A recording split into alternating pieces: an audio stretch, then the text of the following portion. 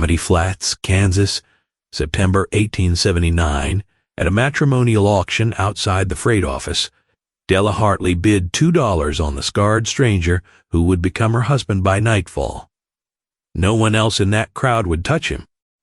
He stood on a platform of stacked shipping crates, with his hat crushed in his two burned hands, his eyes fixed on some point past the last row of onlookers. The way a man holds his eyes when he has already decided the staring cannot reach him any more. The agent running that day's sale had brought 6 men west from Kansas City that season, broke drifters and war-worn strangers looking for a settler wife and a roof over their heads, and 5 of them had gone quick. A widow with 3 young children and 100 acres took the blacksmith's helper. Before the bidding fairly started, a spinster who ran the boarding house alone bought the shy young clerk who blushed through his entire sale. A sheep-raising woman from out past Turkey Creek got the quiet carpenter and laughed the whole ride home. The 6th man, the one with the burn scar crawling up from his collar to his jaw, had stood in silence for 11 long minutes, while the whole town decided out loud that he wasn't worth the trouble. I have gone through a fair number of county records and 2 surviving diaries to piece this story together, and I promise you, if you stay with me, you will understand exactly why a capable woman with a good ranch and no need at all of a husband raised $2 silver into the September air that afternoon. Expected to hear, to understand why, we have to go back a little first, to her fire, and then to his. Stay. For both. By the time the snow came down hard that winter, half this town would owe that woman their children's breath, and not one soul who laughed on that platform would find it funny by December. Della Hartley was 31 years old that September, and had been running her father's outfit alone for 4 years, ever since a fall off a green horse broke something in him that never properly healed and finally took him in his sleep on a cold March morning. The Hartley place sat on Antelope Creek 3 miles east of town, 110 acres of decent grass and hard-won water rights, and Della had kept every inch of it standing on her own 2 feet and a stubborn line of credit at the bank. Ezra Ashworth ran, "She could rope, brand, and doctor a sick calf better than most men in the county, and she kept her ledgers in a hand so clean and exact that the bank had twice tried to hire her to keep its own books, and twice she had turned it down because the ranch would not run itself while she sat indoors adding columns for other people's money. What most of Amity Flats did not know, because Della did not offer it, and nobody thought to ask a woman in canvas trousers with rope-burned hands, was that she had spent 3 years nursing in an Army field hospital outside Fort Leavenworth before her father's accident brought her home. And 2 more years after that, riding a wide circuit with an old frontier doctor named Calloway who taught her more about a fever, a wound, and a dying man's breathing than any hospital ward ever had. She had set bones by lamplight and pulled a breech calf and a breech baby in the same terrible week once, and she had learned, young, that competence does not ask permission and does not wait to be liked. She kept a narrow cot and a chest of clean linen in the lean-to off her kitchen, though nobody in 3 years had ever needed it, because Doc Calloway had taught her one thing above all the rest: the sick always come, sooner or later, and the ranch that is ready for them is the ranch that survives them. She had moved her own 60 long paces from the privy. The first summer she ran the place alone, over the grumbling objections of a hired man who thought it too much digging for no good reason, and she had never once explained why, because nobody had wondered aloud either. She courted no man in 4 years, not for lack of asking. Amity Flats had decided, the way small towns decide things, that Della Hartley was married to that ranch and too hard for anything softer, and Della had let them decide it because it left her in peace to do the work in front of her. Wade Coleman was 34 and had not planned on being sold to anybody.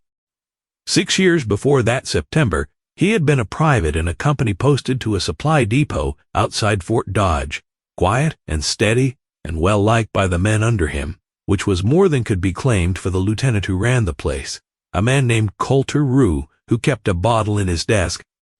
It was Rue's carelessness with a lamp, one dry August night, that set the depot's forage barn burning with 4 sleeping men still inside it. Wade went in through the smoke twice.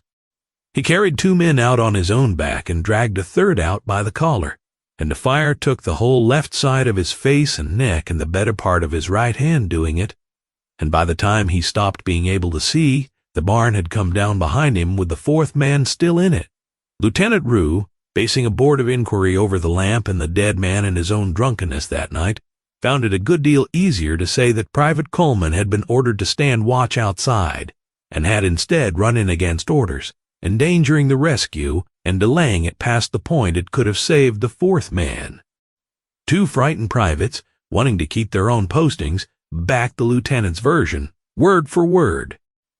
Wade was discharged inside a month, the paper reading conduct unbecoming, and no amount of scarring on a man's own hands argues very loudly against a signed report. He drifted 3 years after that, doing day labor no man wanted to hire twice, because a burned face draws a story behind it whether the story is true or not, and the story that followed Wade Coleman from town to town was always some version of coward, never once the truth of what his hands had actually done in that barn. He was flat broke and 2 days from sleeping in a rail yard when a heavy-set man named Otis Bragg found him outside a Kansas City feed store and gave him passage west, a clean shirt, and a share of whatever price he brought in exchange for standing on a platform in front of strangers. Wade did not care for the arrangement. He cared less for hunger. He convinced himself it was only for one season, only until he could put together enough for a stake somewhere nobody knew his name, and he kept convincing himself of it all the way to Amity Flats, Kansas. Right up until the moment he stood on those crates and heard a woman's voice cut through 11 minutes of laughing silence like it had every right to be there. Otis Bragg had started the bidding at $6 for a strong, capable man, war-tested and steady, good for any outfit in the county. Nothing. He dropped to $4. A man near the front laughed, not kindly, and somebody behind him grumbled about the face loud enough to carry the whole length of the crowd. Wade heard it. You could tell he heard it by the way nothing on him moved at all, which is the particular kind of stillness a person holds when stillness is the only dignity a crowd has left them. $2 then. The number came out of Bragg. Thin and mean, because $2 was an insult, and every soul standing there knew it. Will no woman give me 2? That was when Della Hartley, who had ridden into town for barbed wire and a sack of nails and absolutely nothing else, heard her own voice say, "I'll give 2." She did not entirely know why the words had come out of her that way. She would spend a fair portion of that winter working out the answer. She had watched the man stand there and take it, the laughing and the muttering and the long, ugly silence, and something in her had simply refused to let that silence be the last thing that ever happened to him in front of a crowd. Every head in the street turned to find her. Bragg's grin came roaring back to life. "Sold," he crowed before Della could think better of it. To the lady with the barbed wire. For $2. There were papers. That surprised her more than the bidding had. Bragg produced a printed marriage contract of the rough frontier kind, and a small worn Bible to swear on, and word was sent for the circuit clerk, who happened to be drinking coffee 2 doors down, and would for 2 bits extra make the whole business legal on the spot. Della had not ridden to Amity Flats that morning planning to get married behind a freight office, but the scarred man was watching her with a level waiting patience, and she understood that to back out now, after the bid, after the crowd, would be a crueler thing than the bid itself. The clerk dipped his pen. "You don't have to." It was the first full sentence she had heard out of Wade, and it was quiet, carrying more education than his patched coat did. "You made your point plain enough for everybody here. Pay Mr. Core, brag his $2 and ride on home, and I'll think well of you the rest of my life for it. Nobody would blame you. Do you want me to ride on home?" He considered that with the same level honesty he seemed to give everything. No, I've got $11 and no people west of Missouri, and a face that cost me every door I knock on for work. I'd rather take my chances on a woman who bid when nobody else would than ride back to Kansas City on Bragg's wagon. But I won't have you doing it out of pity. I've watched pity curdle in better people than either of us. It isn't pity." Della herself looked a little surprised to find it was true. "I don't rightly know what it is yet, but it isn't that." So they signed. His name, in a plain, steady hand, was Wade Coleman. The clerk pronounced them married, pocketed his 2 bits, and went back to his coffee. What was left of the crowd watched the scarred stranger climb up onto a rancher's wagon beside a spool of barbed wire and a sack of nails, and shook their heads at the strangeness of the whole thing, and went home to tell their wives. Della clucked to the team. Wade sat straight back beside her, hat back on his head, and watched Amity Flats fall away behind them. When the town was a mile gone, the whole account came out of him plainly unhurried. His face, his name, the depot and the fire and the 4 men and Lieutenant Rue's lie, since he'd rather she have the truth from him first than a false version from somebody in town later. Not once in the telling did his flat, steady voice reach for her sympathy. Della listened without a single word until he finished. "You went in twice. I went in twice. Then Amity Flats has been calling a brave man a coward for 6 years, and that's their error, not yours, to carry. It came from her the way everything did, a fact laid down plain for use, and something in Wade's chest turned over that he did not yet have a name for. Her place, when they reached it, was small and square and better kept than most bachelor outfits 3 times its size, and Wade walked through it slow, taking it in with the eye of a man who had slept in worse barns than her tack room. He saw the narrow cot and the chest of clean linen in the lean-to, and wanted to know what it was for. "For when the sick come," Della explained. "They always come, sooner or later, and she'd rather be ready and wrong for 3 years than caught out once." She showed him the well 60 paces from the privy, dug that way on purpose the summer she took the ranch over alone. Wade looked at the distance and then at her and pronounced it the first sensible piece of engineering he'd seen west of the Missouri line, and Della, who did not know yet that she liked being complimented on her engineering, found that she did. There was a hinge on the tack room door that had squealed, for 2 years, a small, ugly sound. Della had simply stopped hearing the way a person stops hearing their own clock.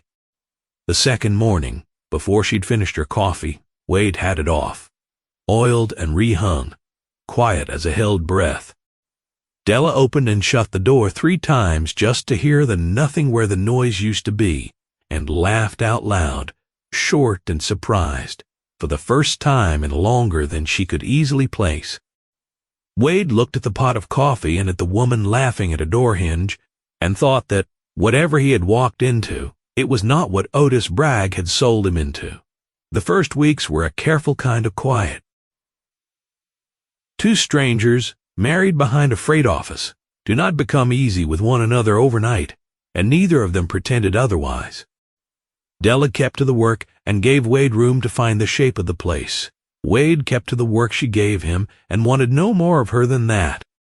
But small things stacked up the way small things do, between 2 people paying close attention without saying so out loud. Della noticed the burned hand stiffened badly in cold mornings and started leaving a pair of lined gloves by the door before she ever mentioned it. Wade noticed she never sat to eat until the stock was fed, and the last chore closed out, and started closing chores faster, so her plate wouldn't sit cold waiting on her. Neither of them mentioned either kindness. That was how it went, an act done and not mentioned. An understanding built one unspoken thing at a time. Amity Flats did not let the marriage go easily, the way small towns rarely do. When Della brought Wade in for supplies, conversation dropped low and rose again behind their backs. The $2 husband, that was the name that followed him, spoken when they thought he couldn't hear it, and sometimes when they knew he could. Children stared openly at the scar. The women who set the temperature of that small place drew their skirts in a little when the two of them passed, as though a burned face and a public humiliation behind the freight office were things that might rub off on decent people. The hardest of them was Cordelia Ashworth, the banker's wife, who ran the church committee and the social calendar and the unwritten law of who in Amity Flats counted as respectable. She made a particular point, one afternoon in the Mercantile, of discussing Wade in the third person while he stood 4 feet away comparing 2 spools of fence wire. "Some women, Mrs. Brawley," Ashworth informed her companion, not troubling to lower her voice, "will marry any broken thing that rides into town just to say they've got a man in the house." In her day, she went on, a woman had standards, and if she couldn't find a husband honestly, she went without. Della set down the bolt of cloth she'd been considering. She did not raise her voice either. "In your day, ma'am, I expect a great many women went without a great many things, and named it virtue for lack of a better word for the shortage." She picked the cloth back up. "I'll take 3 yards of this, mister." "Pool and a paper of needles. My husband and I have a long winter of mending ahead of us." My husband, she let the words stand plainly, claiming it out loud in front of the whole store. And Wade, 2 aisles over, pretending real interest in a coil of rope, felt something turn over in his chest he still didn't have a name for. Ashworth went the color of a ripe tomato and threw out something sharp about impudence, but the seed was planted, and seeds grow whether or not the gardener approves of them. 2 other women in that Mercantile went home that day, thinking privately that the $2 husband's wife had more spine in her than the banker's own, and kept it to themselves and remembered it. The sickness started in October in the Whitfield house with a boy named Eli, 7 years old, the storekeeper's youngest. A sore throat first, then a fever, then a cough with a wet rattling sound in it that old Doc Farrell, a kind man who had not opened a medical text since the war and drank a good deal more than he doctored, called a bad case of croup and treated with syrup and a shrug.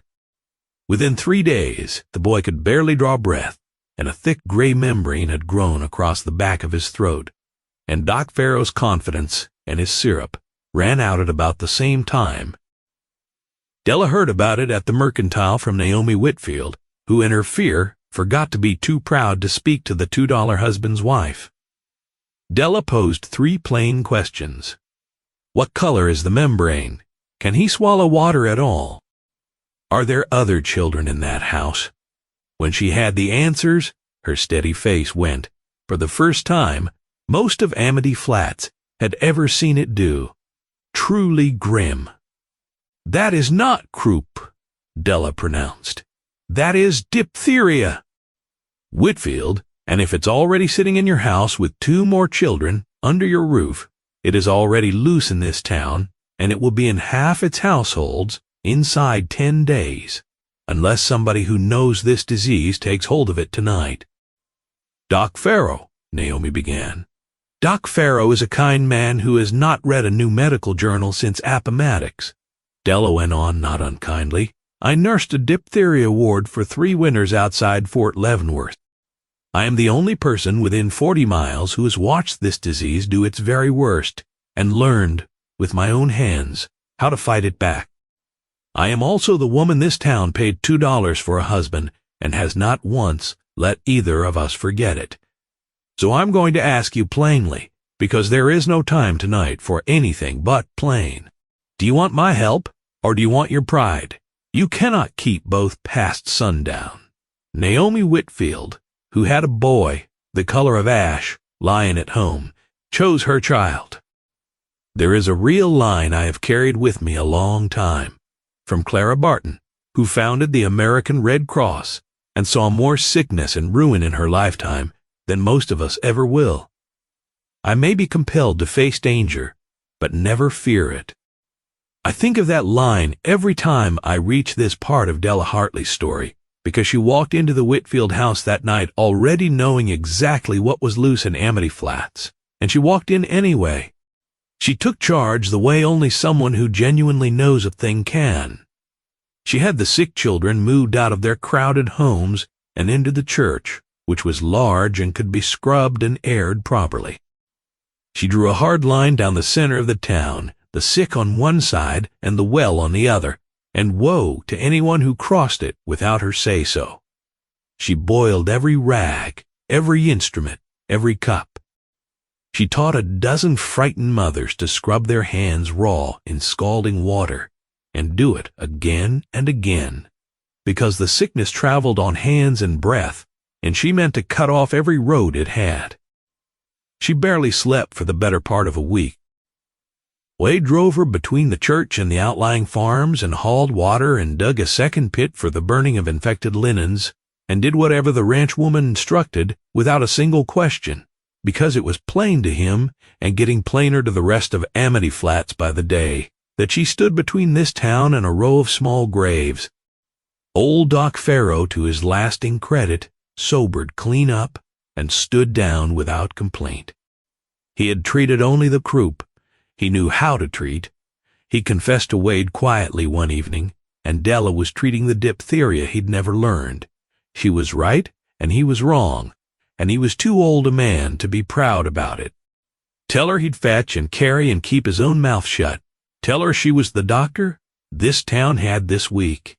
Cordelia Ashworth's youngest daughter took sick on the 5th day. The banker's wife, who had spoken of Della's husband in the third person while he stood 4 feet away, came to the church door at midnight with her child in her arms and her pride in pieces on the ground behind her. Della raised not one word about the mercantile. She took the girl, looked at her throat. We caught it early. Help me, and she lives. Stand in my way, and I can't promise you anything. Which will it be? Cordelia Ashworth, who had never once in her life taken an order from a woman she'd considered beneath her, rolled up the sleeves of her good dress and did exactly as instructed. That long night and the 6 that followed stretched into nearly a month, and none of it was clean and none of it was easy. Della did not save every child in that church. She would have conceded as much herself, plainly, without flinching.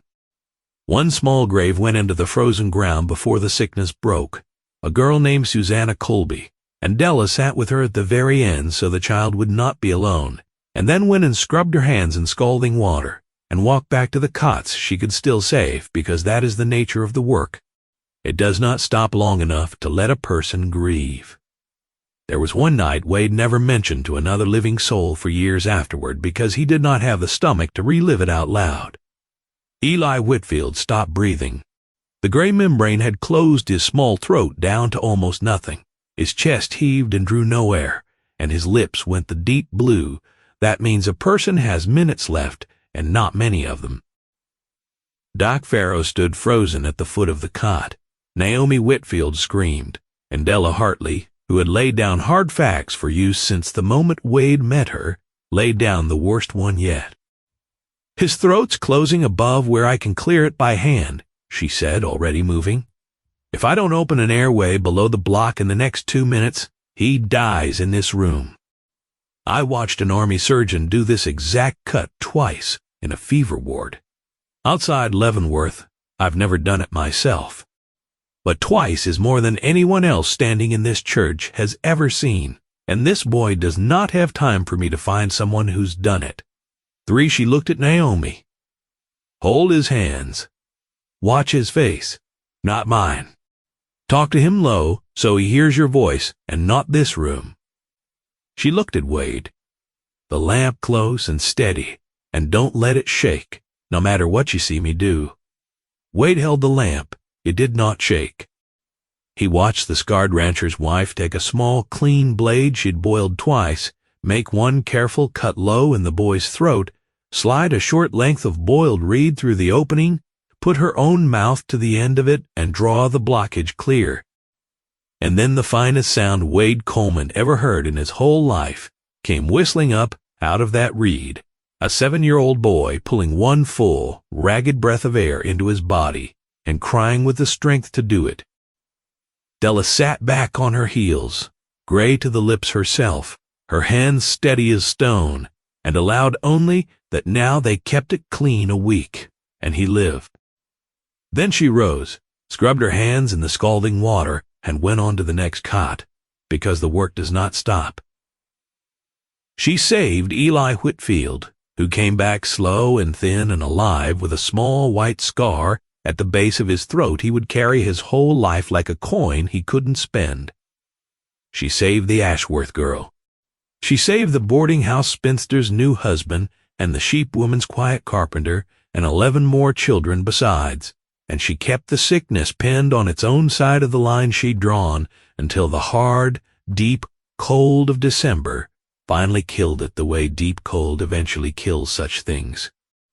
Through all of it, Amity Flats watched the man they had once mocked as a $2 joke stand at that woman's side without a single complaint, hauling water and digging pits and holding a lamp steady while she worked. And they watched her go without sleep and hold dying children, and bury one, and never once break in front of the living. A town's opinion can turn, it turns slow, and then, like weather, it turns all at once. By the time the first hard freeze locked the ground solid, there was not a soul left in Amity Flats who still named Wade Coleman the $2 husband. There were only people who named him, quietly at first and then right out loud, the husband of the woman who had saved their children. The night the last sick child went home, Wade drove Della back out to the ranch under a sky thick with cold stars. She was so tired she swayed on the seat, having barely slept in the better part of a month. You should say it. Her eyes were shut, head back against the wagon board, voice suddenly unguarded. Whatever it is you've been not saying since the freight office. You're a quiet man and I respect it, but I'm too tired tonight to do the work of guessing, so you'll have to do the work of speaking. Wade drove on a while before he found the words. When he'd heard her bid, he confessed he had assumed at the time it was only the money talking or the pity or plain stubbornness on her part. He had turned it over every day since, and he no longer believed that was the whole of it. He had looked at her, standing in that street. He went on, willing to spend $2 in her good name on a stranger the whole town had already thrown away, and thought there was a person who knew how to stand for something. And he'd been standing alone north of that creek his whole grown life, wanting, more than he could rightly explain, to stand next to somebody who knew how. Della opened her eyes and looked at him. I bought a husband for $2. Della let the words come slow. But that isn't what I got, and I think we both knew it before we'd cleared the edge of town. I got a partner, the equal of any man I've ever met, and better than most of them. That $2 is the thing I'm most ashamed of in my whole life, and the best money I ever spent, both true at the same time, and I don't expect that'll ever stop being true. For a long moment, nothing came from Wade at all. Then he reached over in the cold and the dark, and laid his scarred hand over her rope-borne, one on the reins. He'd stood on that platform, he allowed, because he had nowhere else left to stand. He would stay because of what she'd just spoken, and because she'd moved a well 60 paces before she ever had reason to, and because she'd sat with a dying child so the girl wouldn't be alone, and because he had never once doubted from the first hour exactly where he stood with her. That to him was worth more than every soft word he'd never gotten from anybody else in his life. Spring came the way it does out on that stretch of prairie, green and impossible after a hard winter, and the town that had laughed behind a freight office spent that whole season trying to pay a debt it could never quite figure the size of. The Whitfields would not take a nickel from Della or wait at the store, and got into a friendly standoff about it on every visit. The sheep woman drove out a whole side of mutton and would not hear a single word of no. Cordelia Ashworth, of all people, organized the church women to raise a proper sickroom onto the back of the meeting hall, a clean, bright space with a stove and cots and shelves for medicine, and when it stood finished, she invited Della, in front of the whole town. We've no doctor worth the name in this county, and we very nearly buried a dozen children for the lack of one. It cost Cordelia a great deal to get the words out, and she pushed through them anyway. You're the closest thing Amity Flats has to a healer, Mrs. Coleman, and the best thing besides. We were fools. Last September, I was the worst fool of the lot, and there are things from that day I would give a great deal to take back. I can't take 'em back, but I can ask you, in front of God and everybody standing here, to forgive a proud woman and let this town be glad you're ours." Della Hartley Coleman looked at the banker's wife for a long, level moment. "There's nothing left to forgive that this winter didn't already settle on its own. But I'll run your sickroom on 3 conditions. Every well in this county gets moved 60 paces from its privy before next summer. No exceptions for what it costs to dig. Every child gets looked at by me twice a year, sick or not. And nobody in Amity Flats ever again decides what a person is worth by the marks the world left on their skin or the price a fool once put on their head." She paused. "Those are my terms. They're not open to discussion. I learned them the hard way, and this winter, so did you." Amity Flats agreed to every word of it. The wells moved. The children were looked at, sick and well alike, twice a year for the rest of Della's long working life. And the man no woman would bid on became inside a single year one of the most trusted hands in the county, the one they sent word for whenever a fence needed mending or a frightened family needed steady company through a hard night, and Della Coleman became the healer half the territory sent for in the deep dark of a bad night. The 2 scarred and capable hands that had already held a whole town's children back from the edge once and would do it again, gladly for as long as she was needed. They were never what anyone would call a soft couple. That was not in the nature of either one of them, but they were a true one, and out on that hard stretch of Kansas prairie, true outlasts soft every single time. Wade mended every fence on the place and learned, eventually, to assist well enough at a sickbed that the county half-jokingly started calling him the healer's own right hand, and he wore the name like a medal for the rest of his days. And there was hardly a child born in that part of Kansas, for 30 years after, who did not, at one time or another, owe their own breathing to the rancher who had once been laughed at for spending $2 on a scarred stranger nobody else in the whole county would touch. If this one moved you even a little, I would be glad of your company again. There are more stories like it out here on the frontier, complete from the first hoofbeat to the last, real endings and all, waiting for you right here on Cowgirl Chronicles. Come sit by the fire a while longer with me. I'll leave the gate open